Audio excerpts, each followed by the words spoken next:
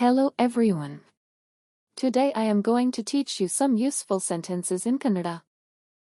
ಅವಳು ನೋಡಿದಳು. In the spoken form you can say ಅವಳು ನೋಡಿದ್ಲು.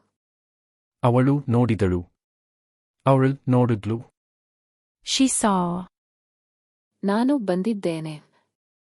In the spoken form you can say ನಾನ್ ಬಂದಿದ್ದೀನಿ. ನಾನು ಬಂದಿದ್ದೇನೆ.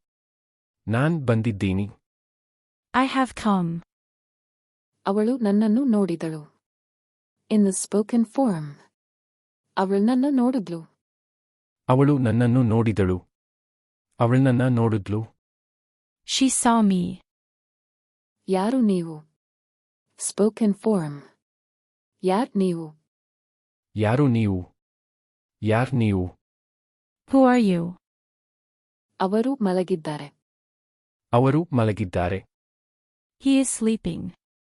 Or she is sleeping. ಯಾರದು? ಯಾರದು? Who is it? Or who is that? ಅವನು ಹೇಳ್ತಾ ಇಲ್ಲ. Spoken ಅವನ್ ಹೇಳ್ತಾ ಇಲ್ಲ. ಅವನು ಹೇಳ್ತಾ ಇಲ್ಲ. ಅವನ್ ಹೇಳ್ತಾ ಇಲ್ಲ. He is not telling. ನಾನು ಮೈಸೂರಿನಿಂದ ಬಂದಿದ್ದೇನೆ. ನಾನು ಮೈಸೂರಿನಿಂದ ಬಂದಿದ್ದೇನೆ. I have come from Mysore. ನಾನು ಮಾನ್ವಿಕ.